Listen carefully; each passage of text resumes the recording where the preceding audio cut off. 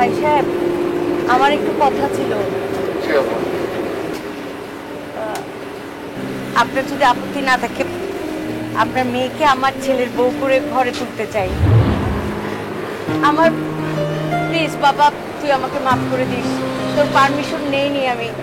আমার একটা মাত্র ছেলে, ও ইঞ্জিনিয়ার। আমার ছেলে কিন্তু ভীষণ লক্ষ্মী, দেখতেই তো পাচ্ছেন।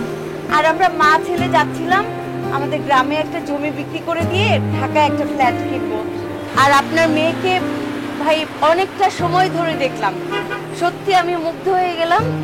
আমার চোখ মায়ের চোখ, চিনতে ভুল করবো না ভাই। স্বজন দেখ, মা কোনোদিন ছেলের অমঙ্গল চায় না, ছেলের ভালোটা ঠিক ঠিক মা চিনে ফেলে, বুঝে ফেলে। আমার চোখ তো, আমার চোখ কখনো মিথ্যা বলে না।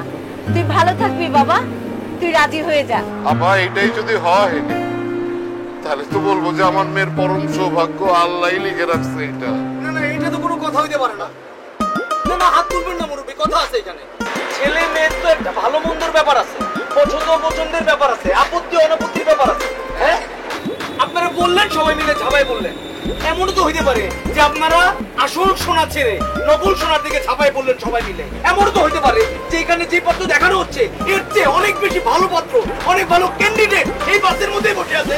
যাচাই করা হোক। আপনি আমার ছেলেকে চিনেন? আমার ছেলে হীরের টুকরা, আমার ছেলে শিক্ষিত একজন ইঞ্জিনিয়ার। খালাম্মা, আমাদের দোকানে আমরা অনেক হীরা, অনেক ডায়মন্ড বিক্রি করে দিই। আপনার টাকা আছে কিন্তু শিক্ষা দীক্ষা একদম নেই। খালাম্মা দেখেন, আপনি মায়ের বয়সী, মাঝে কথা বলতে পারতাম কিন্তু আমি বললাম না। আমি আমার ভদ্রতার কাছে চুপ করে গেলাম। আপনি বসেন, মানুষের কাছে আমি বিচারটা ছেড়ে। আপনি বসেন, বসেন। আপনি তো আপনাদের বিচার আপনার মা দেখি তো, আপনার মা কিভাবে কথা বলেন। আরে শোনেন, আগে ছেলে মেয়ের আলাদাভাবে কথা বলার সুযোগ দেন, তারপরে আমরা অন্য পাত্রের কথা চিন্তা করি। এটা একটা ভালো মা, তুই একটু কথা বলে দেখ বাবাজির সাথে।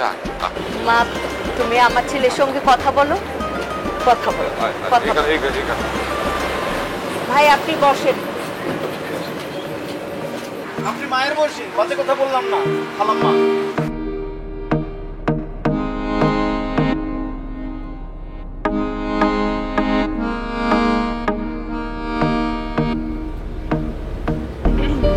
আচ্ছা, সবাই ভাবে তাকিয়ে থাকলে কিভাবে কথা বলবো?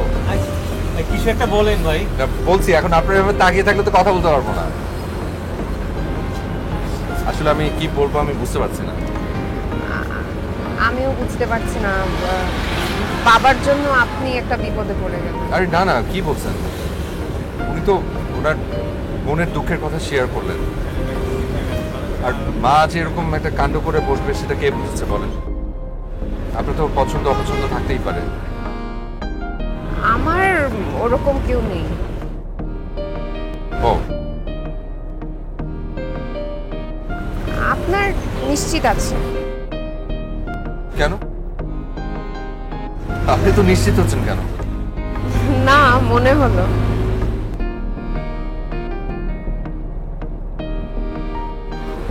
আমি এমন কারো অপেক্ষায় আছি যার দিকে তাকালে মনে হবে পৃথিবীর কাউকে আর না দেখি, যার কথা শুনে মনে হবে যে শুনতেই। তো খুঁজে পেয়েছেন?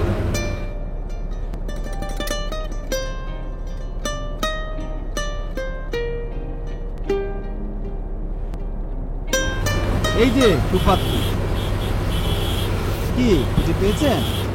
মানে হ্যাঁ বা না কিছু একটা বললেন, বোবাই ধরছে আপনাকে। হ্যাঁ, আপনার যদি এতই অপছন্দ, আপনি সরে যান, চান্স ছেড়ে দেন।